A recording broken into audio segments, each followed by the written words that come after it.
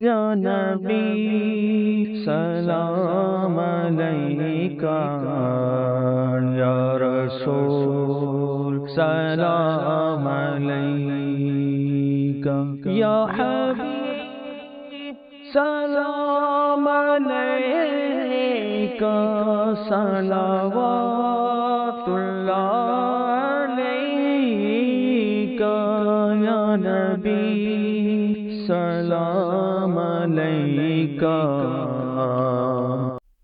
بسم اللہ والحمد للہ والصلاة والسلام علی خاتم النبیین۔ حدیث قدسی ہے، حضور علیہ السلام نے ارشاد فرمایا، اللہ تبارک و تعالی فرماتا ہے، میرا بندہ جن عبادات کے ذریعے میرا قرب حاصل کرتا ہے ان عبادات میں سے مجھے سب سے زیادہ فرائض پسند ہے۔ فرائض کی ادائیگی کے بعد جب میرا بندہ نفلی عبادات میں مشغول ہو جاتا ہے تو وہ میرے قریب ہوتا جاتا ہے۔ جب وہ میرے بالکل قریب ہو جاتا ہے تو میں اسے اپنا محبوب بنا لیتا ہوں، اپنا دوست بنا لیتا ہوں، اپنا ولی بنا لیتا ہوں۔ اور جب میں کسی بندے کو اپنا محبوب بنا لوں، اس سے محبت کرنے لگ جاؤں، تو میں اس کا کان بن جاتا ہوں جس سے وہ سنتا ہے، اس کی آنکھ بن جاتا ہوں جس سے وہ دیکھتا ہے، اس کا ہاتھ بن جاتا ہوں جس سے وہ پکڑتا ہے، اس کا پاؤں بن جاتا ہوں جس سے وہ چلتا ہے۔ میرا بندہ پھر جب مجھ سے کوئی بھی دعا مانگے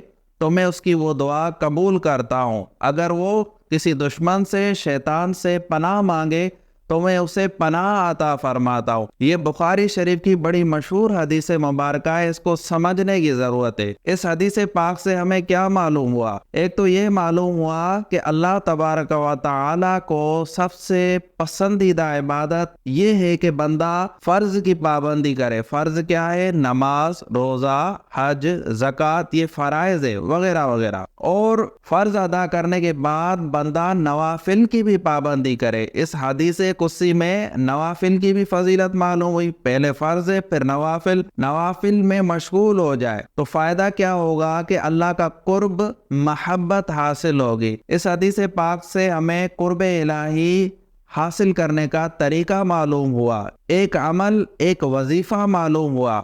وہ کیا کہ ہم فرائض کی پابندی کریں، فرائض کے ساتھ نوافل بھی پابندی سے پڑھیں۔ آج لوگ فرائض چھوڑ رہے ہیں، بہت سے لوگ بے نمازی ہیں اور شریعت مطہرہ نے جو چیزیں فرض کی ہیں ان کو ترک کر رہے ہیں اور نوافل میں مشغول ہو گئے۔ اب نوافل کے بارے میں تو قیامت کے دن کوئی سوال نہیں ہوگا، البتہ فرائض کے بارے میں سخت حساب ہوگا۔ لہٰذا ہم فرائض کی پابندی کریں اور نفلی عبادات کی بھی کثرت کریں۔ نوافل ادا کرنے کی بھی بڑی فضیلت ہے۔ اب نفلی عبادات کا دائرہ بہت وسیع ہے۔ نماز پنج گانا میں بھی نوافل ہوتے ہیں، جیسے ظہر میں ہوتے ہیں، عصر میں نہیں ہوتے، اس سے پہلے سنت غیر موقدہ ہوتی ہے، مغرب میں ہوتے ہیں، عشاء میں ہوتے ہیں۔ تو ہم نماز پنج گانا کے جو نوافل ہیں وہ بھی ادا کریں، اور جو مسنون نوافل ہیں جیسے اشراق، چاش، اوابین، نماز تہجد، نماز تسبیح، ان کو بھی ادا کریں۔ انشاءاللہ تعالی ہماری ویڈیوز میں آگے چل کر یہ نوافل